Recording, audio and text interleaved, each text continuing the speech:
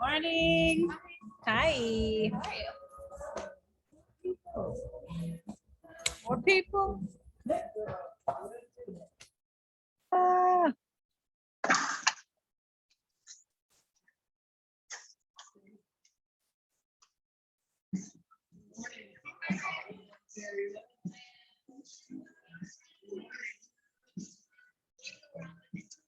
Morning, Zoomies. Yeah. Melissa, hey. Oh, got two Melissas. Hey, both of you. We got a Melissa in here too with us. Hi. Danielle, yeah. Hey, Skip. Hey, Sophia. What's up, JP? Hey, Julie. Good morning. I'm good. Hey, Julie. I love this. We got two Melissas. We got two Julies. Hey, Jeremy. I don't know if I said hey to you, Jeremy, but hey.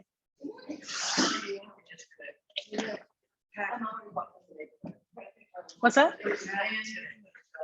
Yeah, busy. Goes up and down. We're busy on here too.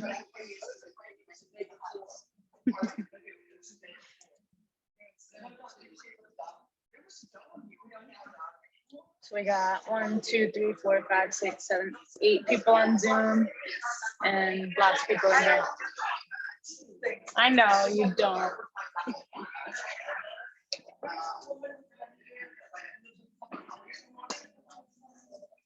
You can put some sandbags on that.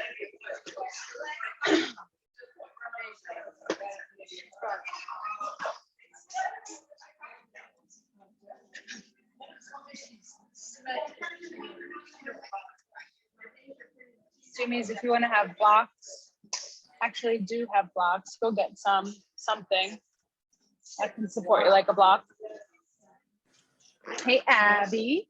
Good morning. Good morning. I have a bolster and blocks and strap and water. Great. Everybody copy Abby, okay? I'll turn my mic off now. You don't have to hear me babble. I like it.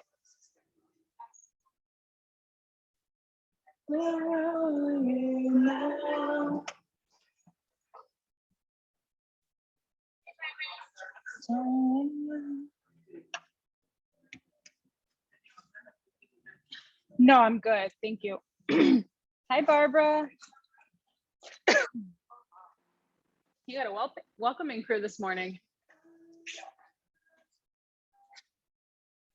I'm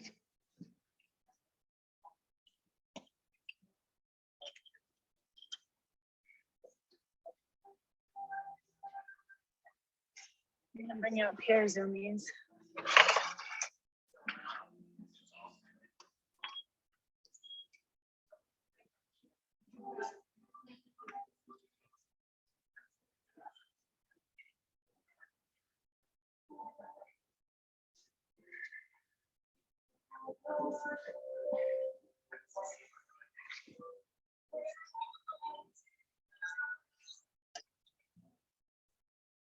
This link in the chat is what we're listening to over here. If you want to listen to it also. You can also find my profile on Spotify, which is, oops, Danielle Cosgrove Yoga, not Yoha. And there's like a million playlists on there. They all start with the word yoga. Those are all the yoga playlists. Some of them are like, power playlists though. So it might not be, exactly right for the vibe of this particular flow, but it's fine. I mean, listen to whatever you want. Morning.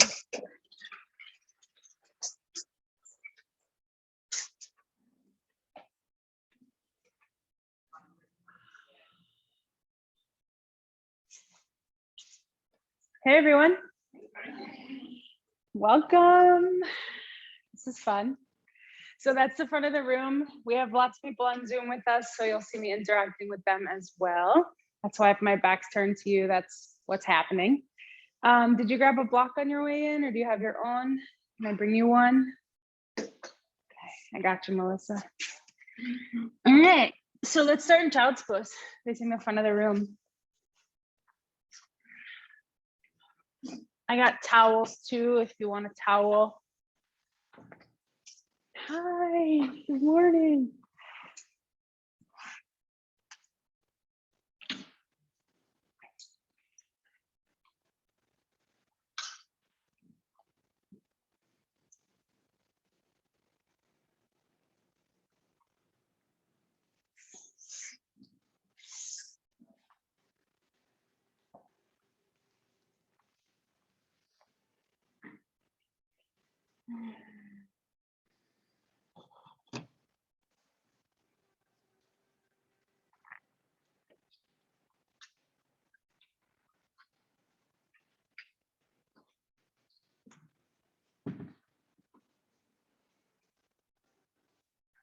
Take a moment to appreciate this unique relationship to the floor that you have right now, to the earth.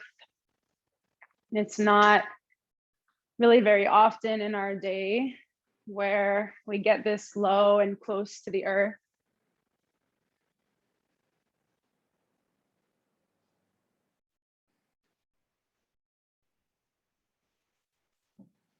There's something really special, really intrinsically comforting about it. Welcome in the comfort.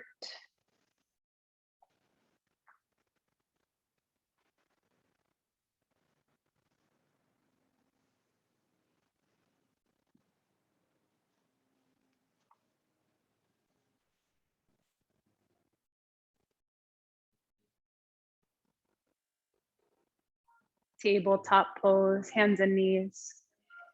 And I want you to start to move your body however feels right. So move your spine, move your head, move your arms. Feel free to move your legs too, although they're holding you up, but you can adjust your position to move your legs. You can move from here to down dog, here to cobra. There's no limit.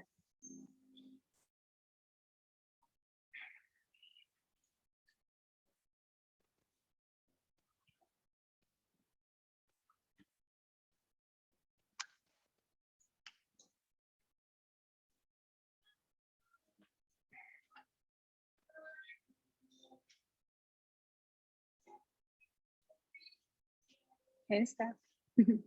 Grab a blocker. Oh, you got everything right there. I see it all. Down dog.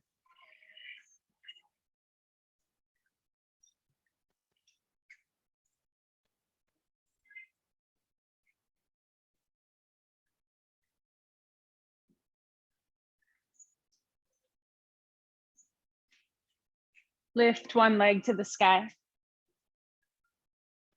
Imagine this as a yawn for your lower body. Switch legs. Just in the same way you would like reach up and stretch up with your arms when you're yawning. Do that with your leg right now and yawn, even by reaching up your leg. Walk up to your hands. Grab opposite elbows. Drop your head. And rock around on your feet. Your feet are a microcosm for your entire body. So in the bottoms of your feet, there's all these pressure points that correspond with all the parts of your body. So as you rock around, be sure to get onto each and every corner, get every toe to press into the earth.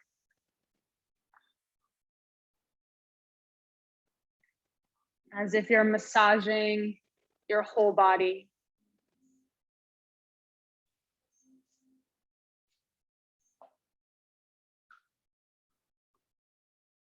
Roll up to stand. Reach up with both arms, big full body stretch, full body yawn. Bring your hands to heart. Close your eyes and bow your head.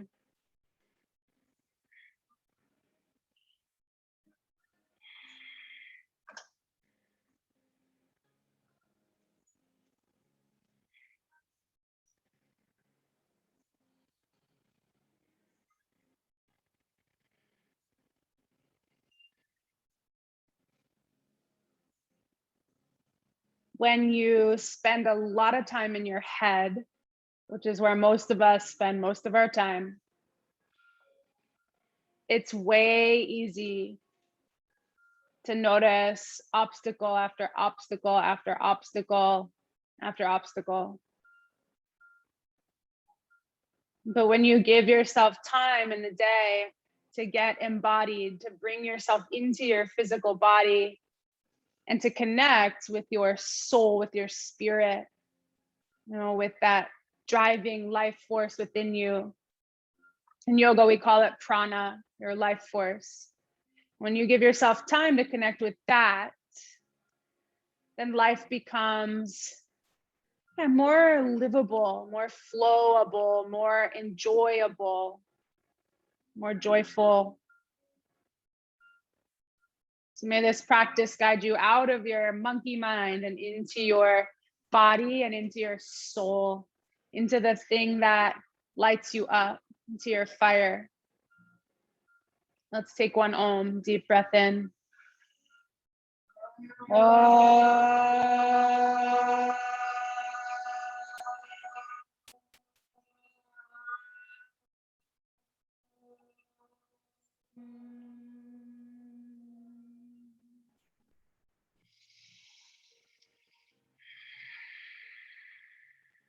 Reach up, inhale. Fold forward, exhale. Lift halfway, make a flat back. Plank pose. Come all the way down to the mat. Put your forehead right on the mat. You could use your hands by your shoulders to tent your shoulders if you need to give like a little more space to breathe, but forehead on the mat. So you really touch down your wisdom center, your third eye, straight to the earth. Now up dog, lift yourself up, look up at the sky. So now it's like pointing your third eye to the sky. Down dog.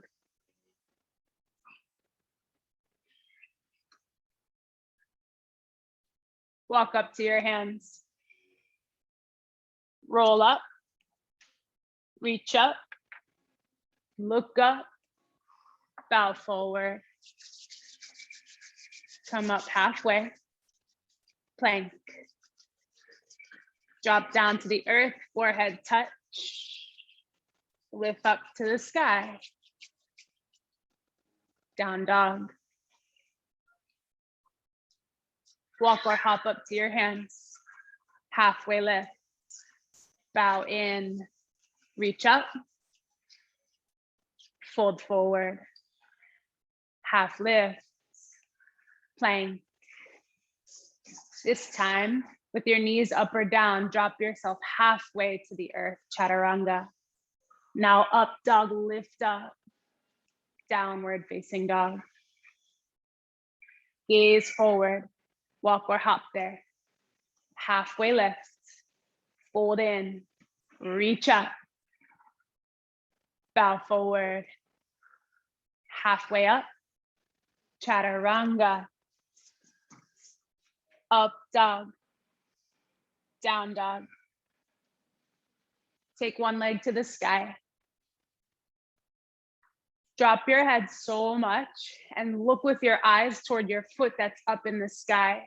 You may or may not be able to see it, but you're like looking toward it. Now hug knee to nose and look forward toward the front of your mat. Step between your hands, warrior one. Interlace your fingers above your head and flip your palms to the sky. in an effort to stretch the webbing of your fingers and your palm skin. Bring your hands behind your head now and drop your head back, chin up. Stretch the front of your throat and into your chest. Plank pose. Come on down to your forearms. Into the yellow wall, take side plank.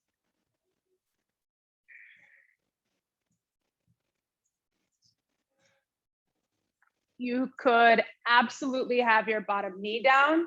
You could absolutely have your top arm up or behind you or on your hip. Look up at the sky. Lift your hips a little more toward the sky. Take a deep breath in. Sphinx pose. You're gonna drop your hips to the earth, gaze forward, and you're propped up on your elbows. This whole practice is a dance between like letting gravity pull you in and down and then fighting it to lift yourself up and away. Kind of like life. You're learning where to lean in and where to pull back. Child's pose.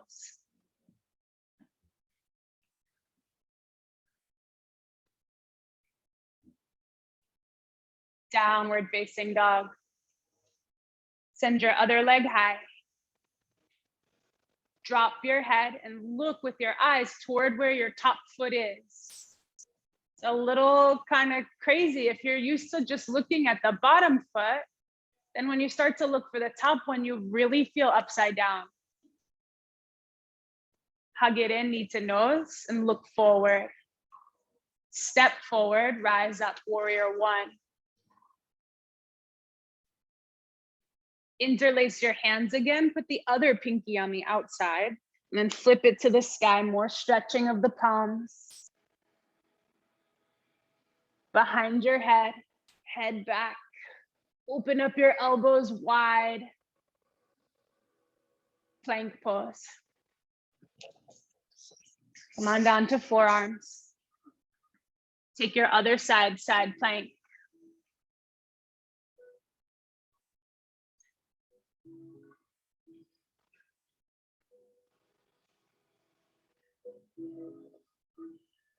There's a really interesting dance in this pose, discovering where to lift and where to press, where to allow yourself to give and where to kind of fight for it. Sphinx pose. Drop the hips and allow yourself to give in to the pull of gravity.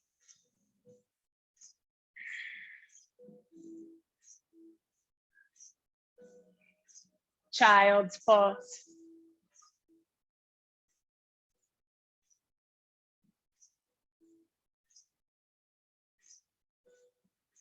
Tuck your toes under. And keep sitting back in child's pose. So there's some weight in your toes and some stretch of the bottom of your feet.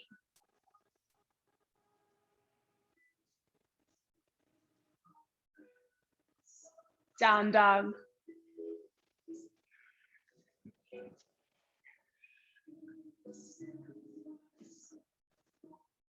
Lift one leg to the sky. Bend your knee this time. Hug your heel toward your bum. So you have to actively squeeze the calf into your thigh. Lift your knee higher. Now hug it to your elbow, whichever elbow you want. Look right between your hands, step right between your hands. Drop the back knee down to the earth. Go forward and back a few times. You're in a lunge, and then you're in a half split. Forward and back.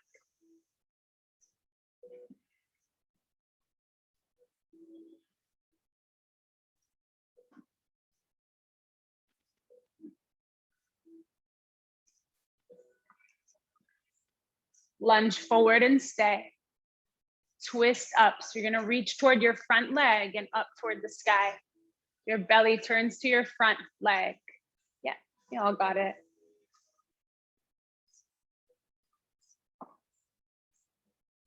Now charge up your back leg. So tuck the toes under, get your knee up off the ground and charge it up like it's a kickstand. Pull yourself up to warrior two. Come up and open your arms. Awesome. Interlace your hands behind your back. Squeeze your palms together in a hand hug. You can bend or straighten your arms. Roll your shoulders back and lift your chin to the sky.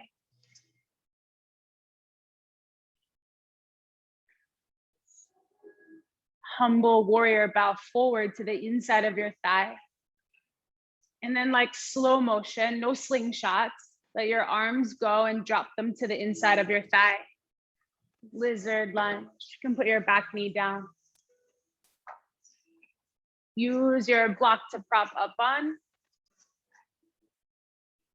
Oh yeah, you could prop the back knee or you could prop the forearms.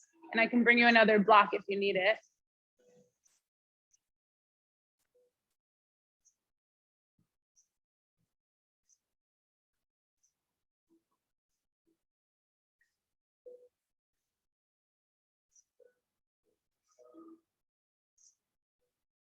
Take a breath in. Down dog. Use the exhale like a propeller.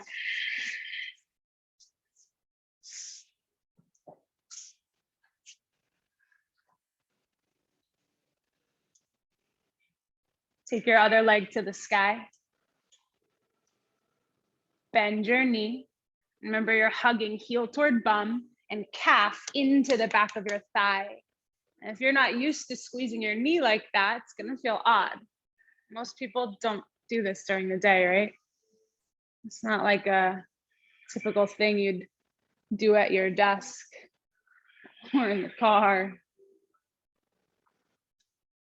Hug knee to nose. Look right between your hands. Actually, it's knee to elbow this time, knee to elbow. So you're either opening out a little extra or you're pulling across your body a little extra. Okay, step through. Even though some of you already did, don't think I didn't see you. Back knee down. Go forward and back a few times. Lunge to half split.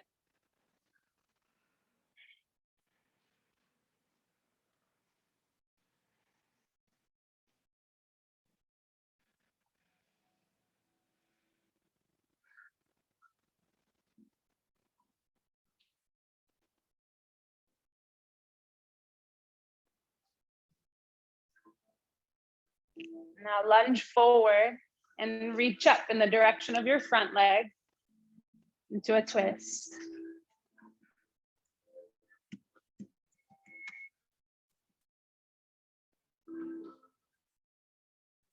Charge up your back leg to a kickstand. Now every kickstands on a bike are metal, so you want your leg to feel like metal, like strong. Pull yourself up, take your time to warrior two. Awesome.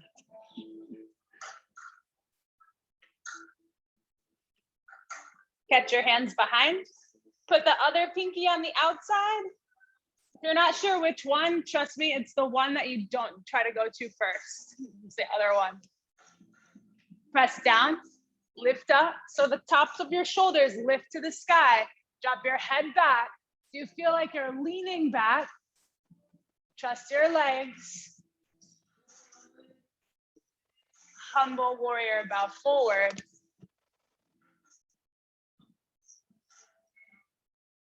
Slow release of the hands down to the ground for lizard.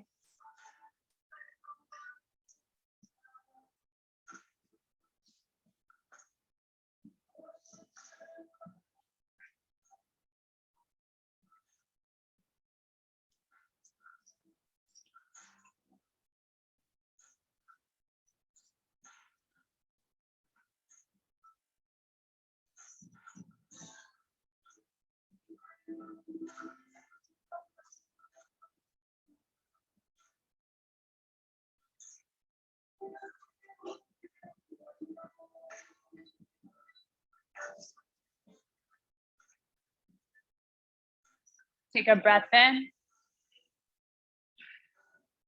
Downward facing dog.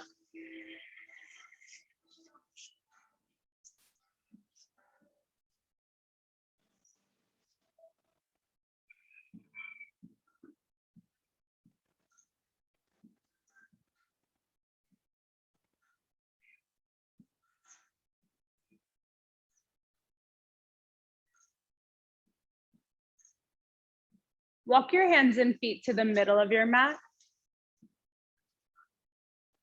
So even if you use the wall for balance, let's start here away from the wall. Come up to stand.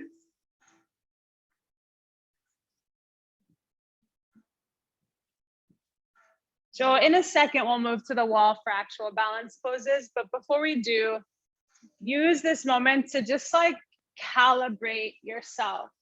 I like to call it calibrating. So you pick up one foot to a hover. It can literally be like one hairline off the ground. Okay, let yourself wobble as much as you wobble.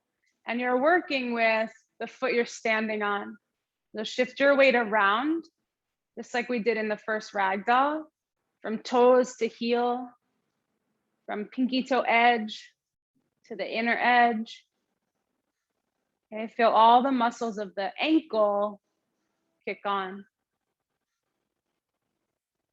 And then switch, other foot.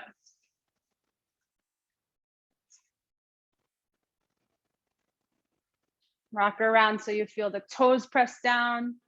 You feel the heel press down. Feel the pinky toe edge press into the earth and the inner edge.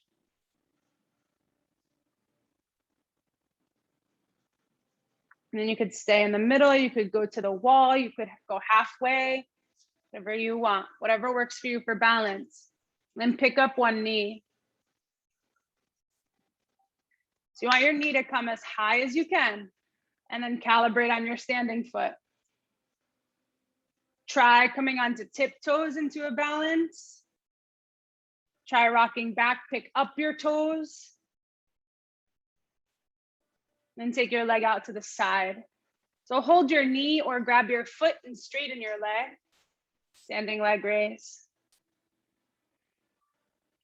So your free hand can hold the wall, can hold your heart, can hold the hip, can reach to the sky.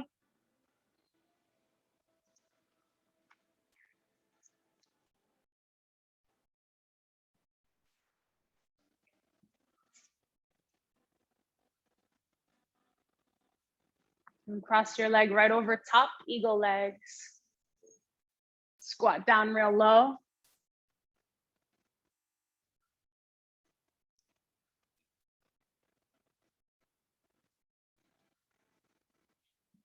Do self hug or do eagle arms.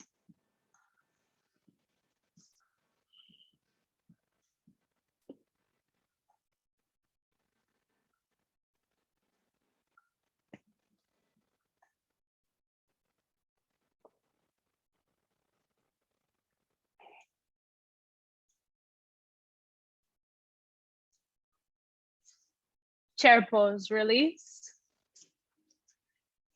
Or squatting, get low. Bring your hands to heart. Close your eyes. Come onto your tiptoes.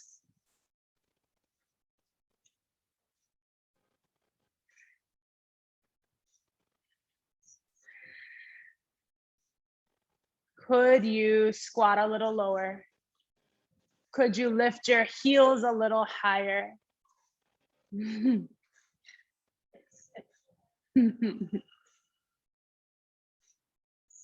Remember one key word of everything I said in the beginning of class: fire, that inner spark.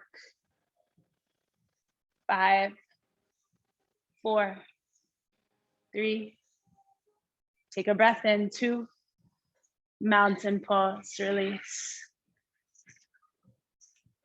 Pick up your other knee for the second side of balance.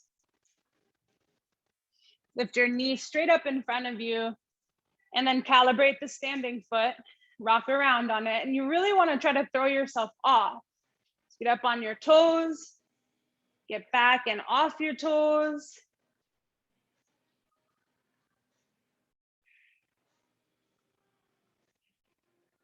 And take your knee out to the side. Grab your knee or your foot. Then use your other arm accordingly.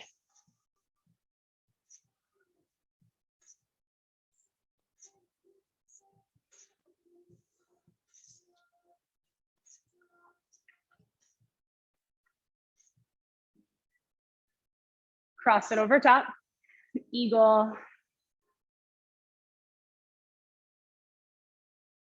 Squat down low. One of my favorite ways to use the block here is under my toes. So you prop it under your toes like a kickstand.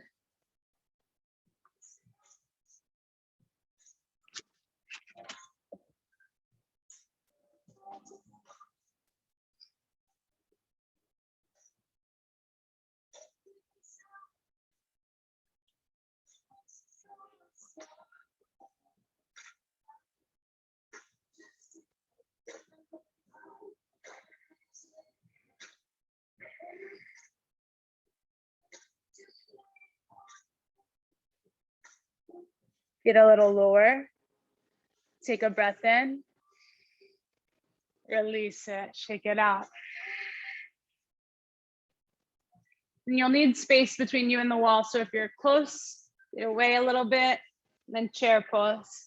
Hands at heart center.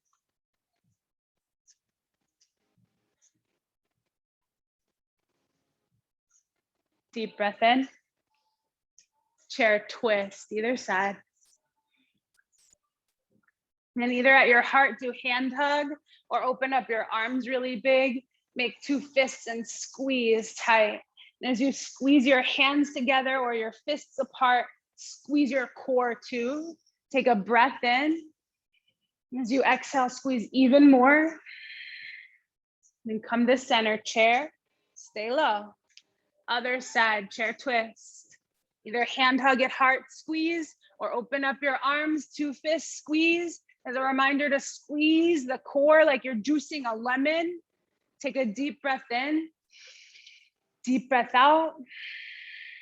Come to center, stay low for 5, 4, 3, 2, 1. You're gonna sit. You're gonna actually sit.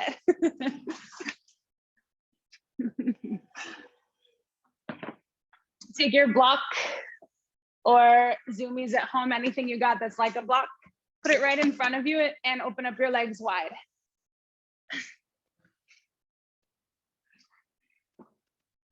All right, so take the block somewhere you can touch for now, or whatever prop you got is fine. You're gonna slide it forward. Slide it until you can't slide it anymore. Then hold it there, flex your feet, stretch your heels forward a little more. Could you just scoot them? Like, just see if you can scooch each heel a little further forward. Then slide the block 1 more centimeter and stay.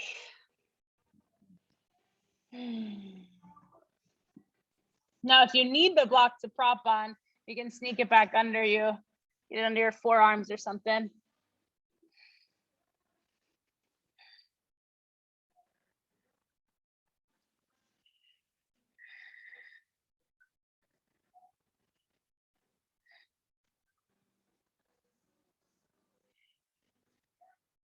I'm gonna slide the whole thing over to one leg, all the way over. Maybe you get the block to the outside of the leg.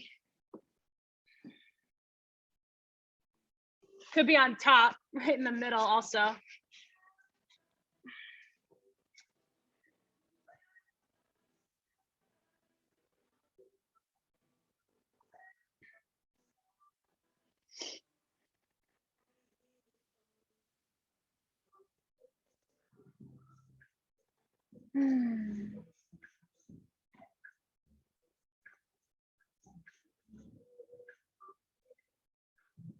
Over to the other side. Maybe to the outside of your leg.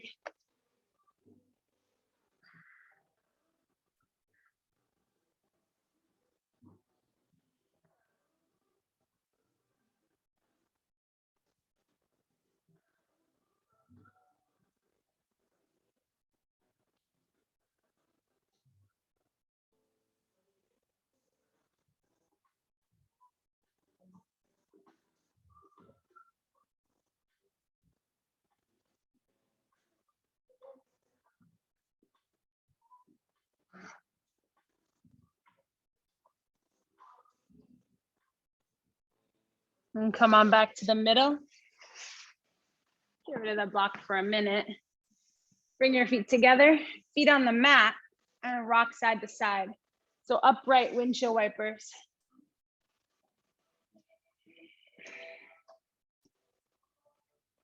Drop them over one way. You're gonna walk yourself toward your knees. Go toward your knees, use your hands, walk around toward the back edge of your mat.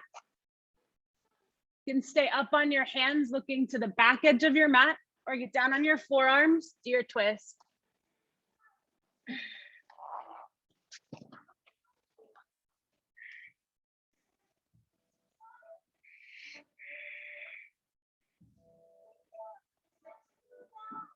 Come back around.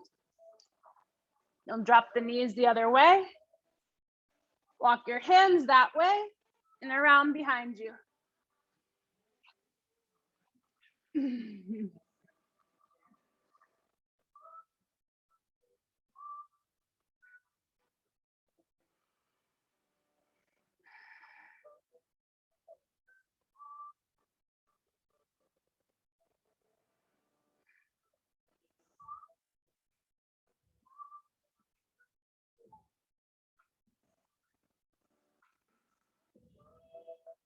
Come on back to center. Take your block with you. You're gonna come onto your back. Supported bridge. Slide the block under your hips.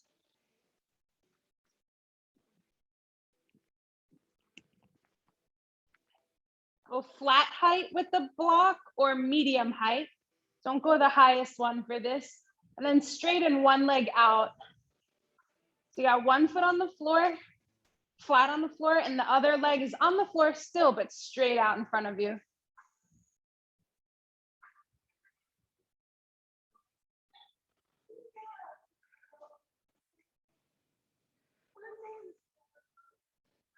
Now put your whole attention on the hip where your leg is straight.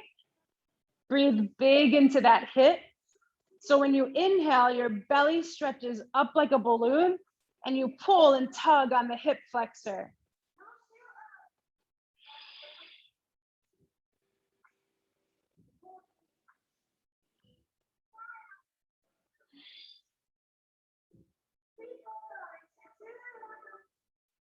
Switch legs.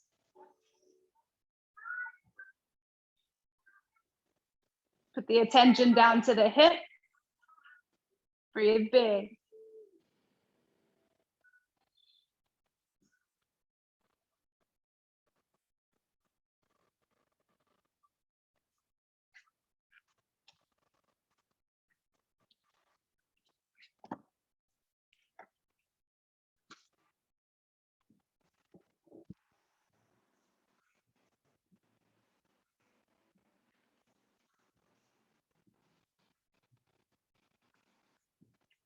And both feet on the mat. Lift up off your block, bridge pose.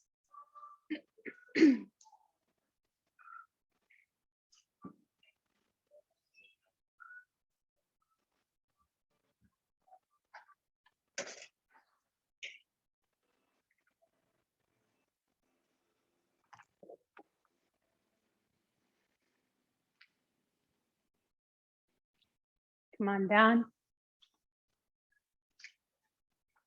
Cross one ankle over, pigeon pose. So you could leave your feet, your one foot on the ground, just kind of rest like that, more restorative style, or hug it, or more active. You could go to the wall also. Put your foot up on the wall.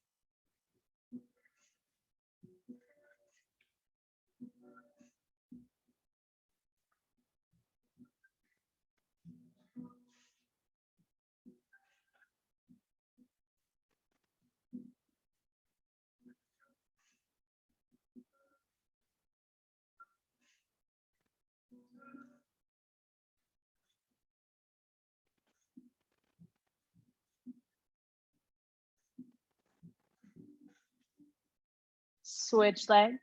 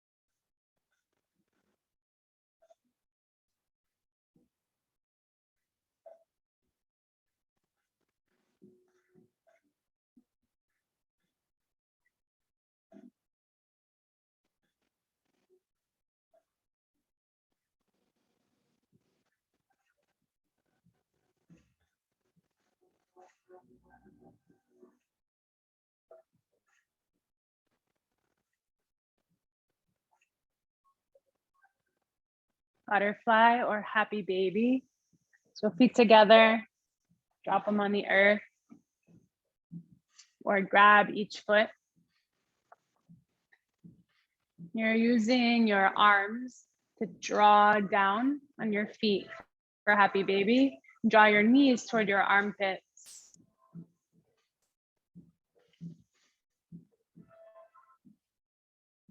Also feel free to go between the two, each one for a couple breaths at a time.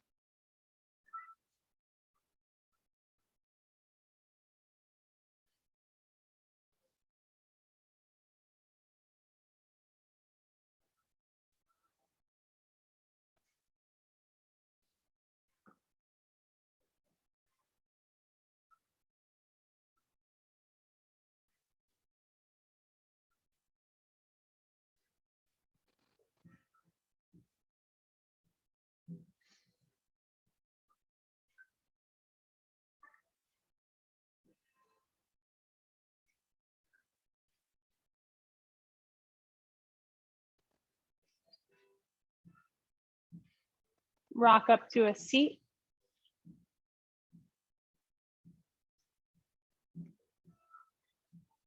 Seated tree legs. Don't fold forward. Open it up a little wider than usual. Take your long leg out a little wider. And put your hand on the floor behind your bent knee. Hand on the floor. Push into the floor and lift up. Hips to the sky. And reach back behind you. Drop your head back behind you for Stargazer. Our pose of the month. Think about the whole front of your body. Stretch.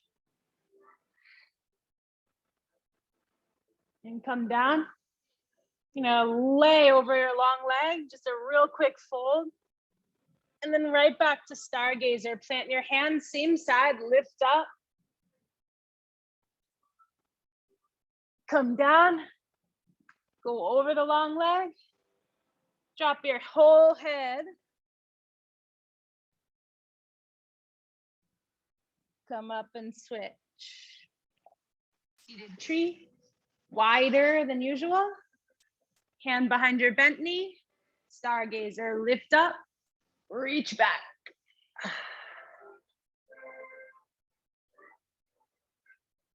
It might help to tent your hand in the back or prop up kind of like on your knuckles to get a little higher. Come on down, stretch over the long leg.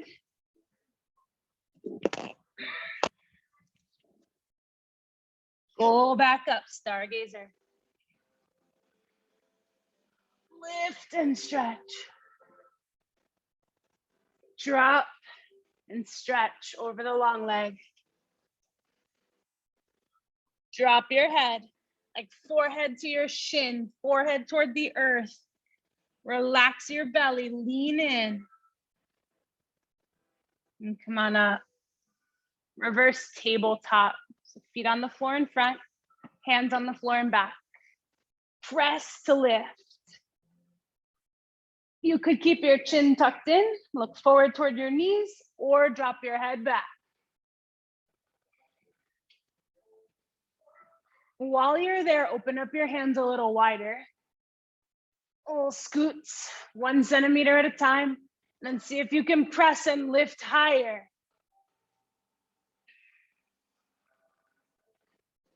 Come down, all the way to your back.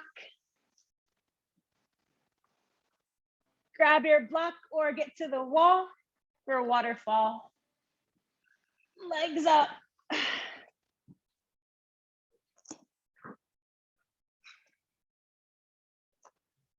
You could also do arms up.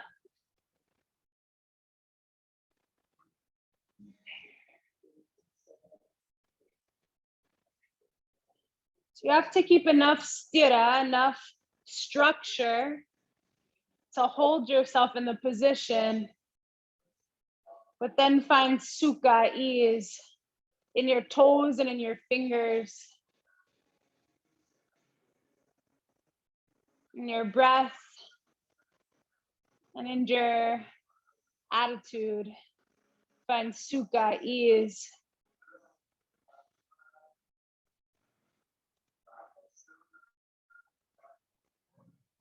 In your skin and in your muscles, find sukha.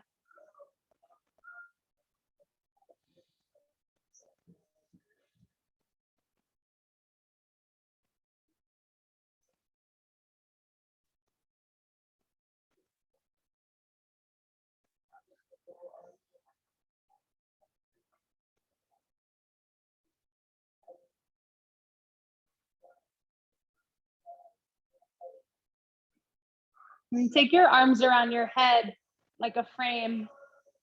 So your hands touch above your head somewhere. Just relax your arms like they're sandbags. Drop them into the earth.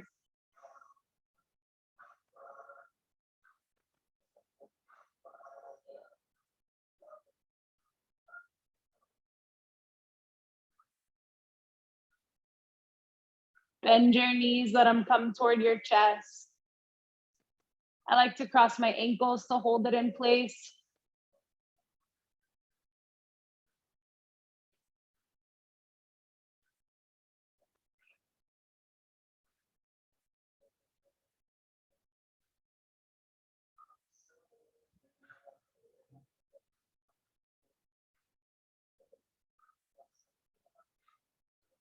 Drop your knees to the street side. Coming off the block, scoot that out of the way. And recline twist.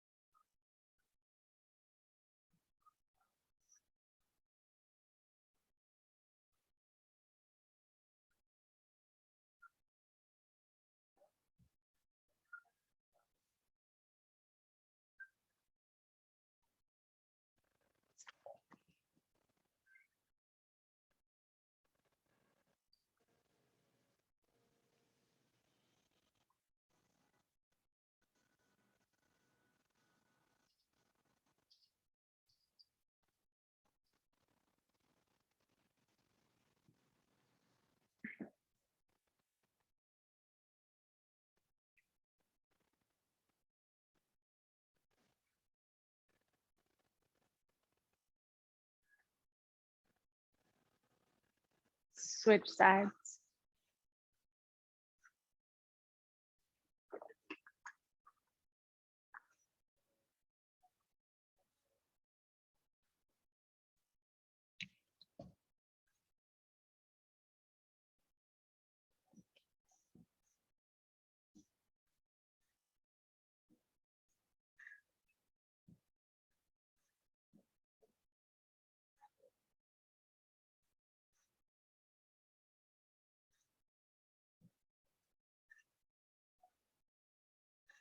Balance the sthira and sukha.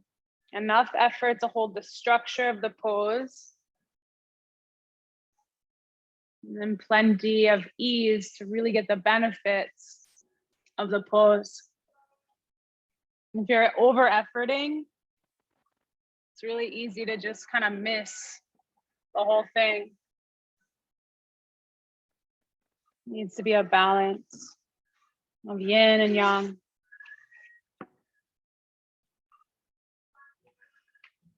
And then if you're under efforting, right, same thing.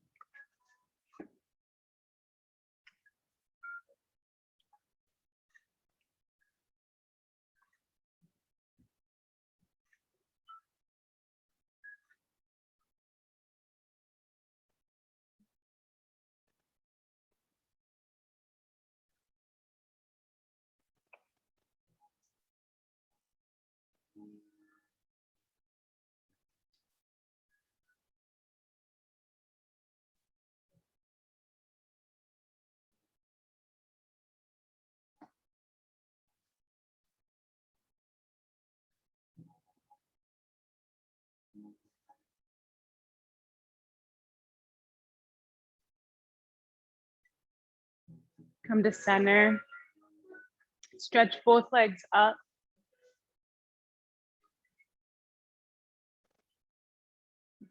Grab anywhere you can reach on your legs, so like knees, calves, ankles, feet, wherever you can reach. Draw your legs toward you.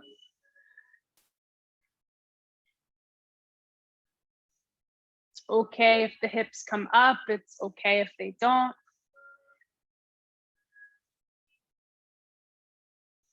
And then bend your knees, squeeze them into you tight. And as you're squeezing, it's going to be a little tough, but take a deep breath in. So you got to fight through the squeeze. Breathe out. And then again, deep breath in and hold it at the top. Shavasana, breathe out.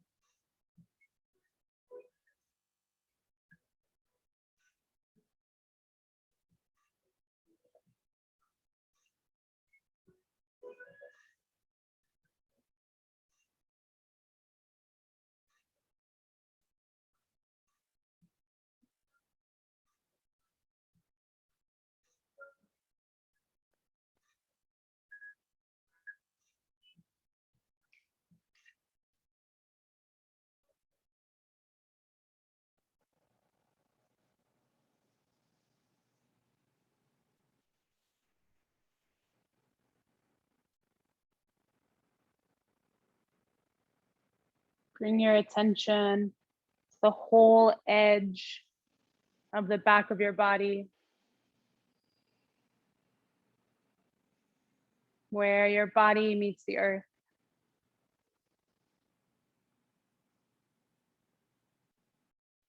And blend the edge of the back of your body with the edge of the earth.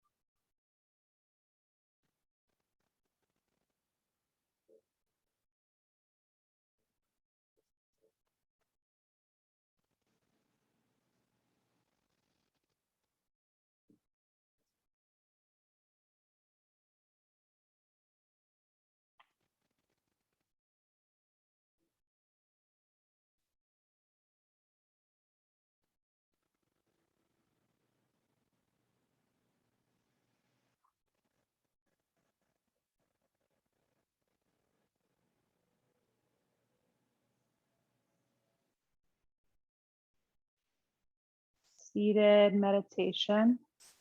Take your time coming up.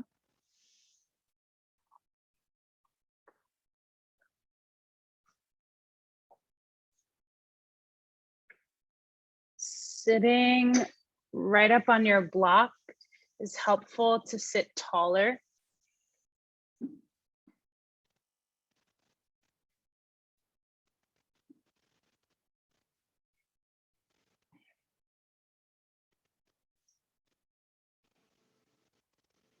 So you want to open up all the space to breathe. So sit up, sit with your shoulders back. Think about where your diaphragm lives, in the center of the front of your body, between your ribs there at the front in the soft spot. And lift up from there, open up that spot, like opening up all the windows of the house.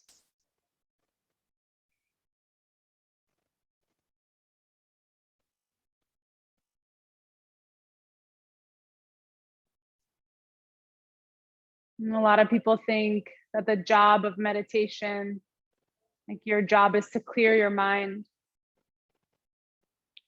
Don't worry about that. That will come eventually. All you have to do is notice. Notice what you notice.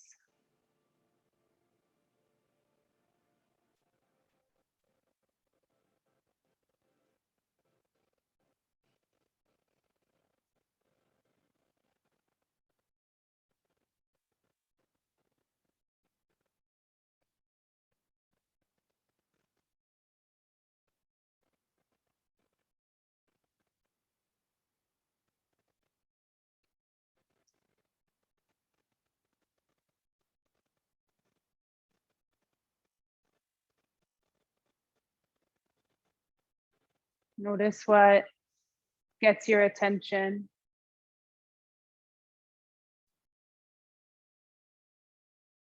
You know, you only have so much attention to give. Notice what gets your attention.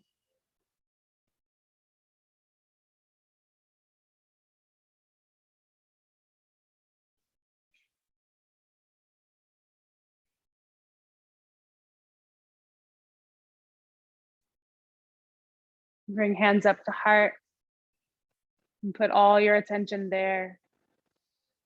Source your Om and ultimately your words and actions from there. So one Om from the heart, deep breath in.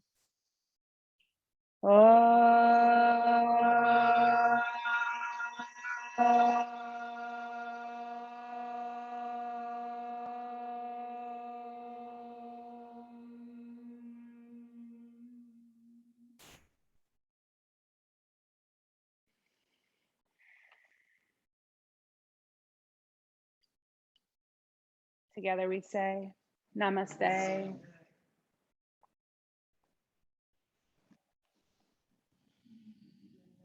Thanks so much.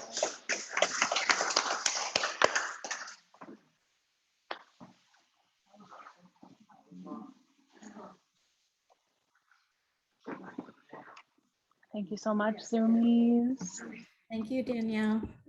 You're welcome. YTT, stick around. We're gonna stay for Q&A, YTTs.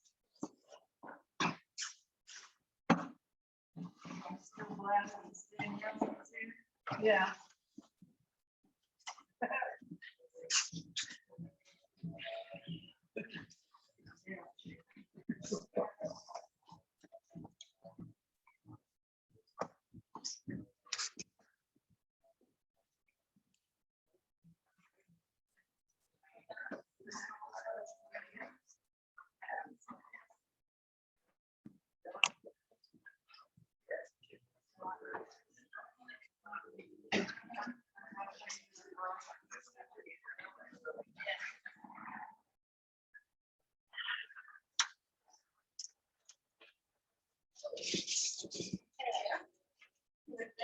You can put blocks in this pile right here, so we know to sanitize them.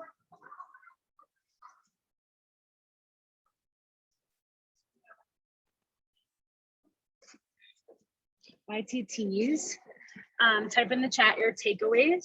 So 2 takeaways per person, okay? So each of you put 2 takeaways, 2 nuggets in the chat.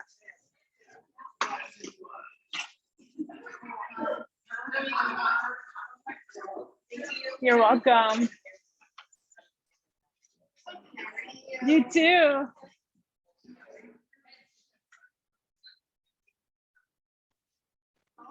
We can make a pile. Thanks. Huh? Oh, but you killed me.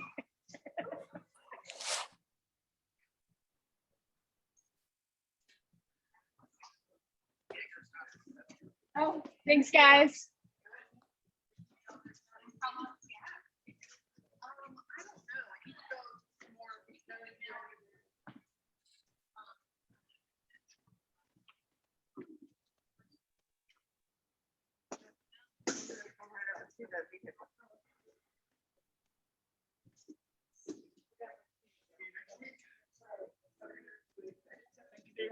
Thank you. Thank you.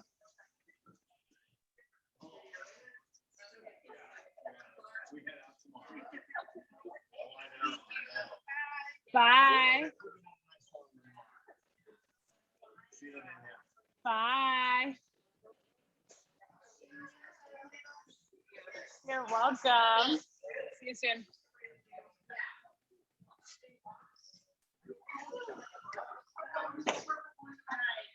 Start going into this class and get rid of that crazy weight training class. Like, I must slow down because it's such a hard to me. Yeah. So, not that your class is a slow down, but it's a good, Yeah. you know. I mean, I'm sure it is compared to weight training. I can still do my weight training, but not that.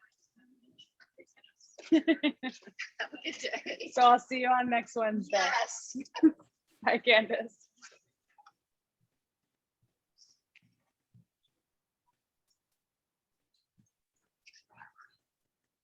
I know, I like to, I only do whatever like 3 times, so I don't want to do it really.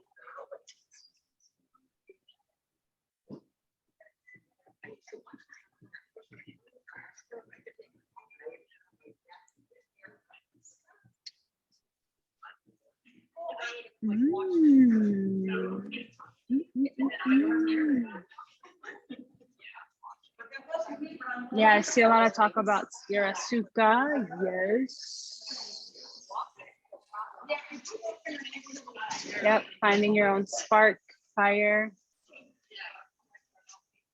Yeah, we did talk a little bit. I didn't say the actual word reflexology, but we did talk about all the body parts that are represented on the bottom of the foot.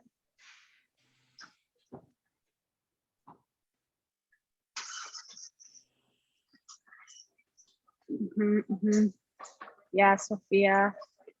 Notice what you notice. Notice what gets your attention. Yeah, really good, y'all. Any questions I can answer before I start talking?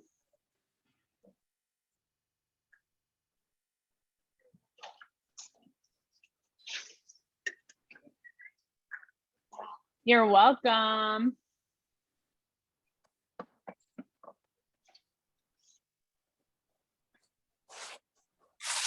Y'all, it can also be questions about whatever you've been talking about all week in teacher training. It doesn't have to necessarily be from this class. You can bring anything here, any questions you have. Bye, you're welcome.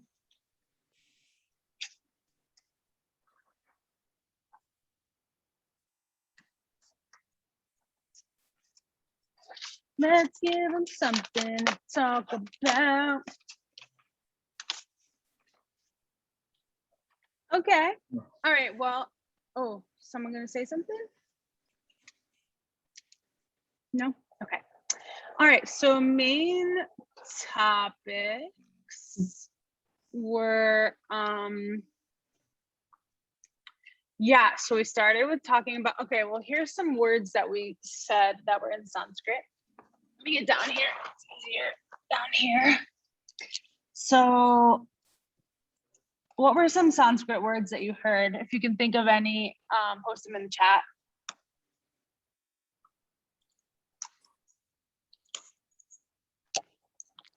Any other ones? So prana is life force. And that's the easiest way to describe its people. But I like to further explain it sometimes, and especially to you all, to have a deeper understanding. So prana, some people will say that it's breath. It's actually not breath. It's a little deeper than that. So prana is, the way I explain it, is that it's the marriage between your breath and your heartbeat. So it's not exactly something that, it's not like its own entity, it's deeper. It's not just breath, it's not just heartbeat, it's not just like life. It's what comes of the breath happening and the heart beating at the same time. So it's like the, yeah, it's like that inexplicable energetic force that moves you physically, mentally, spiritually, emotionally.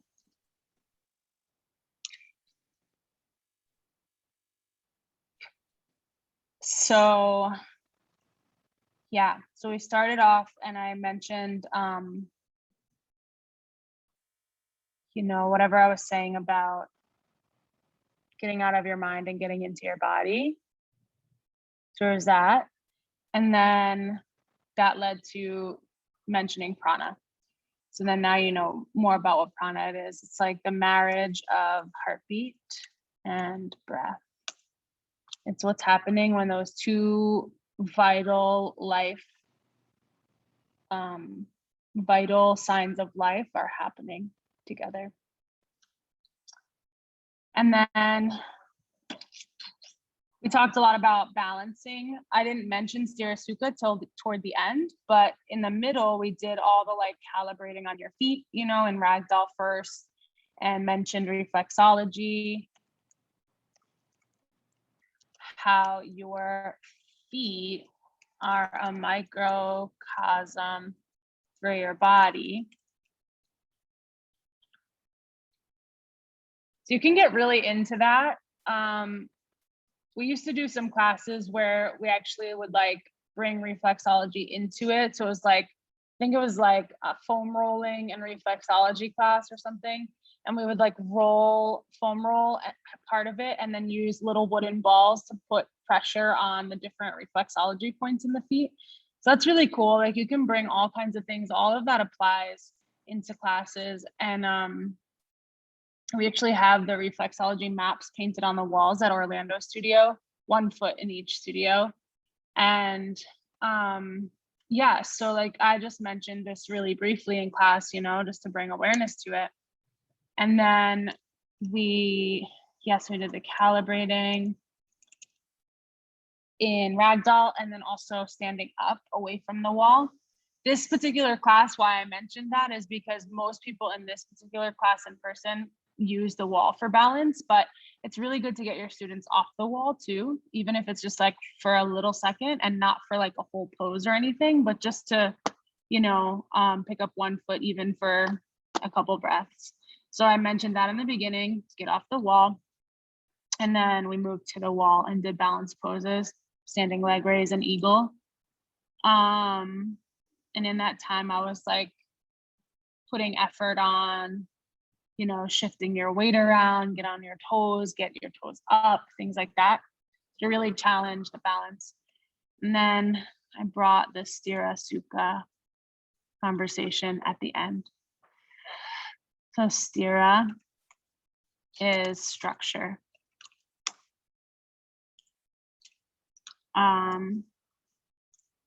It's actually spelled with an H, like that. So it's structure. It's if you know any other words that go with it, type them in the chat. But it's structure. It's physical. It's the yang or yang. It's like muscles and bones. Yep, stability. It's you know, it's like it's effort. There's a really good word for it. It's effort. And then sukha is the opposite, and that's the ease. So it's actually like a really great analogy is a Tupperware. So the Tupperware itself, the container itself is sthira, and then the space inside the Tupperware is sukha. And so, you know, within like when you're coaching your students into sukha, you want to be thinking like space, ease, space between thoughts, space in the spine physically. Yeah,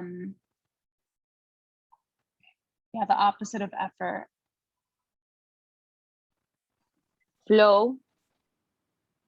Flow. Yeah, totally. Definitely more like water and air elements for sukha, and then earth and fire elements for sthira. Another thing I just had in mind was oh my God, I lost it. What was I thinking? I don't know.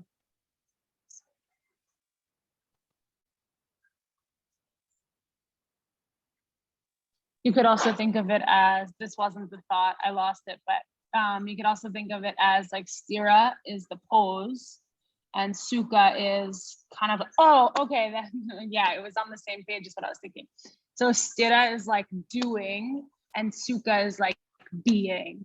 So in that same vein, sthira is like the pose and sukha is like what you're doing in the pose, how you're being, how you're acting, or whatever you have your students do, whether it's breathe or look at a drishti point, like that.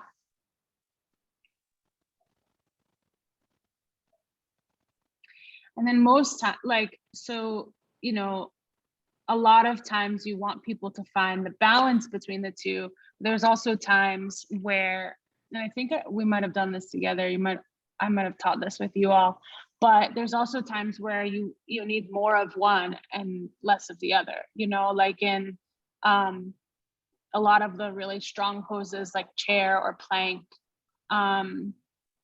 you need a lot, you need like a 70-30 split, you know, you need like a lot of effort, you need a lot of structure, you need a lot of fire for plank, but then you also have to find some of those elements of ease at the same time. And then when you get to like reclined twist or a waterfall or something like toward the end of class, you're bringing a lot more ease, but you do still need some structure, right? Like we talked about in the twist, like, or even in waterfall, both today. Find enough effort to hold the structure of the pose, but then really like allow yourself to give and soften. And in those times you would be using cues like that, you know, like to breathe or find ease, soften.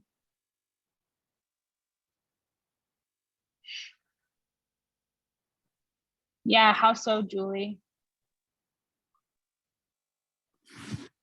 I just noticed when you were presenting different poses, the way you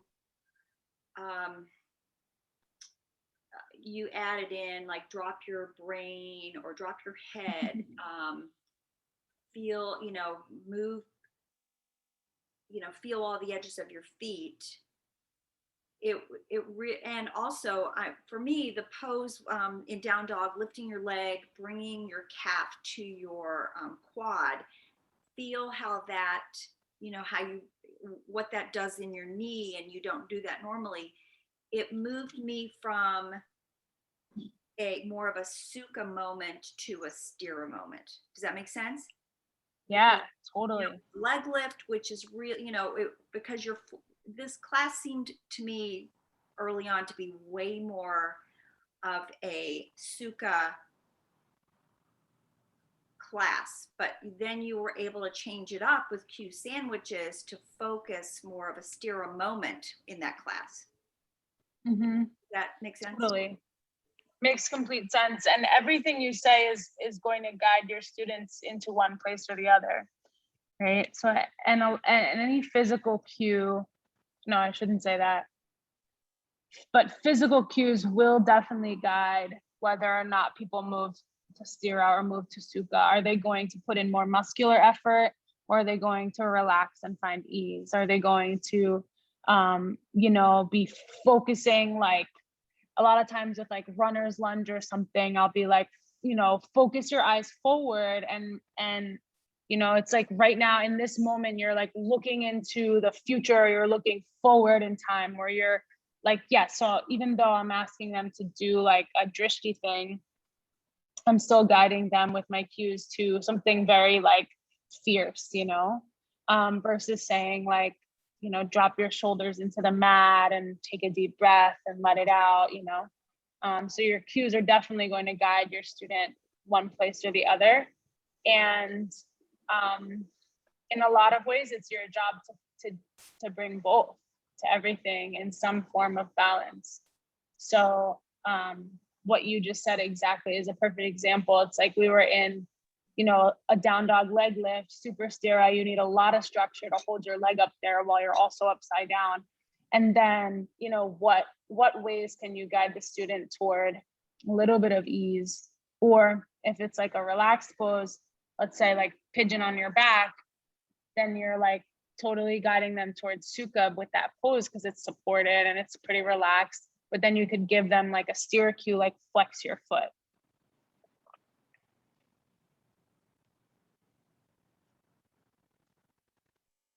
Well, and I noticed that too, even with Happy Baby, when you said you need to be using your arms to pull down, or I'm not sure if you said it exactly that way, but you know, I oftentimes think of Happy Baby as being moving into that relaxation. So that actually became then more of a Stira moment for me. Yeah, exactly. Really good point. Sophia, yes, I get what you're saying. Like,